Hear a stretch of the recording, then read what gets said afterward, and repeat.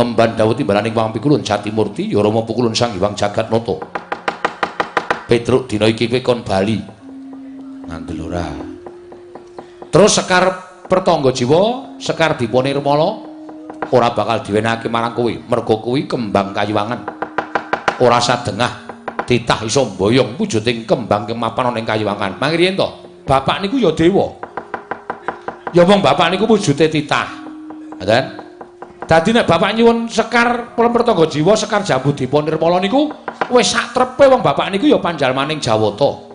Ngoten. Kok ora dikeparengake? Kok Iwang Pikulun Bathara Guru ngendika nek ora saben titah iso mboyong Sekar Dipanirmala lan Pertangga Jiwa. Niku ateges Iwang Pikulun Bathara Guru wis nyebratke bapak minangka dadi ganeping Jawata. Monggo nika titising Sang Hyang Bathara Ismaya. Pripun kula nyuwun keterangan. Nek kula entuk keterangan sing gumathok ora apa-apa kula bali, kula tak matur kersane bapak. Ning nek mengke bapak nesu, dadi manik maya wis ora nganggep aku kakangne. Petruk ora usah melu-melu. Aku tak munggah ning kayangan. Sapa sing wani karo bapak? Ayo. Wang Sulandra. Apa sing demongke Petruk iki betul? Iki mumpung aku karo Petruk isih gedhe palimarmane. Ora ngamuk ning kayangan. Nek nganti aku karo Petruk ngamuk, umpama aku kalah, aku medhun ning omah. Neng Karang Kadempel, Pak, aku diajar karo Bathara Indra, karo Bathara Brahma. Nek bapak nesu piye? Blogegku geku kesadulita, lit. Mel. Indra karo Brahma kok ngajar anakku tersayang. Kepengen ora suwe le dadi dewa, munggah ning Sulendra Bawana, munggah ning Swarga Dahana, ngubal-ubal entut mudhar. Ngontute bapak iki, aku wingi dintute 4 sasi opname. Ya, Tru? Ayo sembrono ora? Wose gelem bali apa ora? Nek kula pulun wangsul penak awamu. Yen mboten pulun wangsul, mapano tak cemplungke kawah condol di muka. Waduh. Gong, cemplungke kawah condol di muka. Ora apa-apa ndung adus kok awake dhewe. Kawah condol di muka ki apa? Kolam to. Wus. Kacang dadi muka kuwi geni utawa neraka sing nggo ngukum wong sing tumindak angkara. Isine geni tok kuwi nggo nyiksa wong. Aja. Lah ya mulih. Lho kok jare mulih kita? Wis wajib tak paneni kok mulih. Ora usah wedi, Tru. Kawah Candra di muka dicemplungi wong ora salah karo awak kaya awake dhewe iki genine adem. Sing kandha sapa? Aku ngono. Lah nyata apa ora? Lah mbah aku mung ngarang kok iki. Kowe iki ngawur senengane ra. Kula mboten pura wangsul. Yen ngono kowe wani karo Bathara Indra. Estunipun kula mboten wantun. Ning gandeng panjenengan meksa kali kula nggih nyuwun pangapunten, Petruk. Isih gedhe Palimurmulun kelawan jeneng kita. Ayo bali. Bali apa ora? Wangsul kula nek nganti didukani bapak, kula isin. Kula wirang. Mula nyuwun sewu kula mboten ajeng wangsul. Yen kowe ora bali tegese wani karo para Jawata. Nyuwun sewu mboten ajeng wantun. Kula mengke pengen boyong Sekar Pertangga Jiwa, Sekar Jambu Dipanirmala. Niku tok nggo saat bapak li ajeng bangun Karang Kadempel kok pukulun.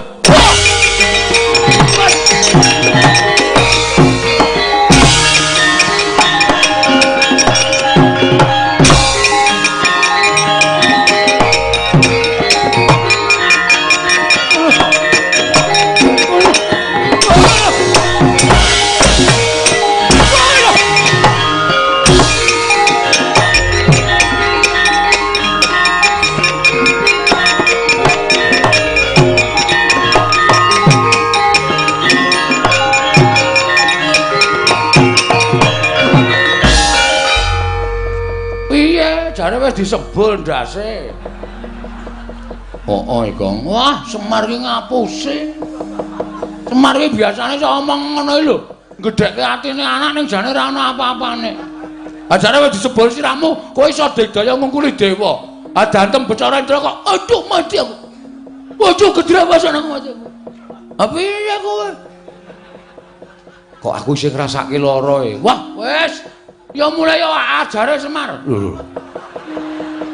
Lah ngopo? Ngapusi kok. Nyatane musuh dewa ya kalah kok. Kok tendangane. Aja kok kae bapak kok. Bapak-bapak piye? Terus piye njaluk bantuane sapa? Wis. Aku kowe. Terus. Kowe wae sing disebul Semar wae. Aduh mati aku. Apa meneh aku sing urung disebul?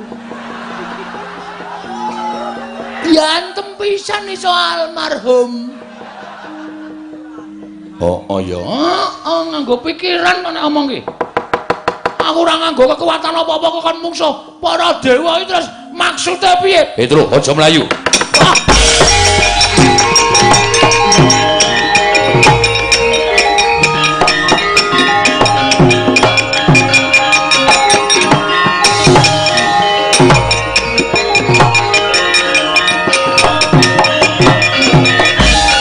Adine arep melu-melu. Kowe arep ngewangi karo kakangmu, iya. Arep ngewangi karo kakangmu. Ayo wani karo Bathara Brahma. Aku nyipta geni kobong sawakmu mati nang kene kowe. Ayo. Sing apa meneng wae. Trawat tratapan aku wae. Ayo wani apa piye? Yen pancen wani karo Bathara Brahma, yen perlu krubuten wong loro ora bakal tak tinggal loncat. Lah kok ya kaning ya temen lho ya uripku. Mati nang kene kok. Mburi kae jurang jero banget. Arep mlayu karo aku nanti. Kowe ngapain nangis iki? Kowe mati karo aku tenan le. Ketemu Bathara Brahma kuwi nek nganti nyipta geni kowe karo aku kobong. Mlayu. Melayu matamu mburi iki lho jurang iki lho repat kepanasan ki dhuwur gunung dhuwur banget iki jurang arep mlayu nang ndi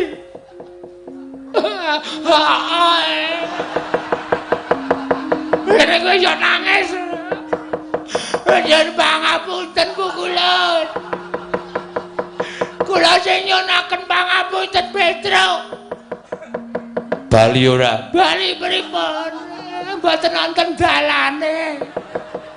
Bali liwat papan utawa dalan sing bener. Kandha karo bapakmu Siwa Semar, aja ngarepake Sekar Jambu dipun ilmu lan perlem pertangga jiwa. Walah. Iki dhewe tekan omah isih dunek-unekke bapak lho. Ya nek mung dunek-unekke. Nek diunek-unekke nganti kaya ngono kae monggo bapak ki nek ngunek-unekke santen-santen. Bagong Petro anak kongkon rang rampungi. Wis tak kandhani to nek aku ki kakangne Bathara Guru, kowe rono ki kowe sowan Pak Lek. Pak Lek Bathara Guru njaluk ya sing apik-apik. Bali tekan omah ora entuk gawe. Gabrak apa anak kaya ngono. Cemarak cangkeme ngono ku ya. Mesti lara-lara aku. Iya iki nggih pun Mbah. Mbangane kula wangsul tekan omah ming dunek-unekke bapak. Wis gong modar nang kene ra apa-apa le. Mati caloro diwujudi ya le. Ora apa-apa wis. Anakku cilik-cilik terus. Ora apa-apa, kowe ninggal anak wis gedhe-gedhe gek bojomu lempoh. Bojoku ayu ditinggal ya mane-mane man. Mane dengkulmu mlocot ora. Kuwi senengane kowe mati penak das utangmu akeh. Oh, ayo ngamati aja. Lah witekno wis ora ana dalan. Wis kowe karo aku manut wae kok. Dikapak-kapake manut waton pasrah wae. Kene marganing pati yen manyeris manut perkara engko bapakmu ora trima perkarane karo Kanjeng Rama Pukulun Jatimurti sing wigati anak-anake wis wani gawe geger Suralaya. Keluputane titah sing wani geger Suralaya mung wajib dihukum cemplungke kawah Candra Dimuka. Ing kene marganing patimu kowe Panakawan Petruk.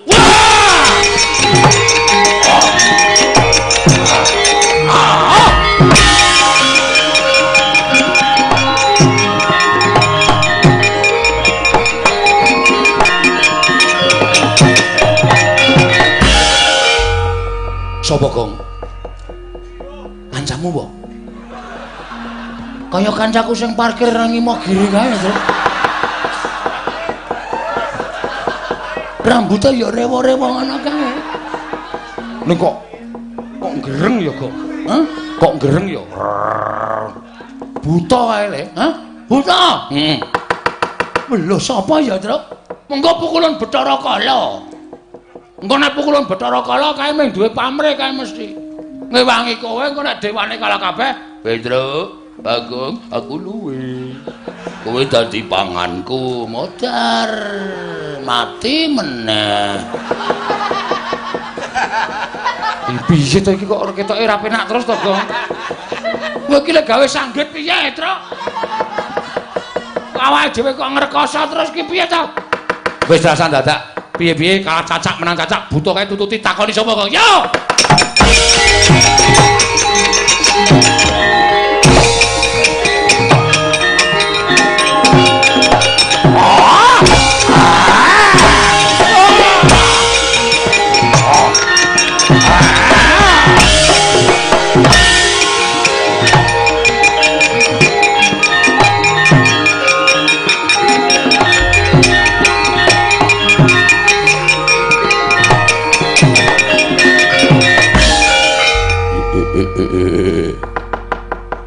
Petruk. Kancamu, Truk. Getarane. Aku iki kenal karo kowe. Petruk. Sapa, Truk? Kowe kok ndek kanca gleleng ngene? Mbuh aku ora ngerti. Aku iki ora ngerti. Aku kono tepung karo kowe. Kowe iki senengane ngapusi senengane. Sapa? Nuwun sewu, kula niku bingung panjenengan kok nyebut kula Petruk ngoten niku. Panjenengan kenal kali kula lho. Oh ladal. Ora kenal sebab piye kowe tau urip bareng karo aku. Engko gek kowe iki ya buta to. Udu. Ngaku wae, mulane wingi pitikku tok kudu modar iki. Tok cokoti ya ora. Ora. Kok kan kamu buta-buta kaya ngono. Medeni Truk ora. Petruk. Aku ora mentala krungu penangismu mula aku mudhun saka Karang Kawidodaren. Lho. Widodari udu sik to menengo to. Menengo sik. Apa-apa tok saut. Iki ben omong sik, engko ora dhewe jelas, ora apa-apa disaut. Lah kamu nih, aku mudhun saka Karang Kawidodaren. Mosok widodari bentuke kaya ngene. Aku didhawuhi dening dewa supaya njaga Karang Kawidodaren saka bangsaning jim diunggahake dadi bangsaning dewa. Jim Gong. Oh, wis rasa takoni paham aku. Sapa? Iki nganu iki Jim dan Jum. Jim dan Jum. Ora serial TV ora.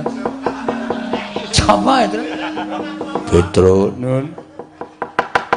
Kowe tau urip bareng karo aku ning jamaning Jim. Sadurunge kowe dijaluk dening Semar, kowe nyegat begal karo Semar.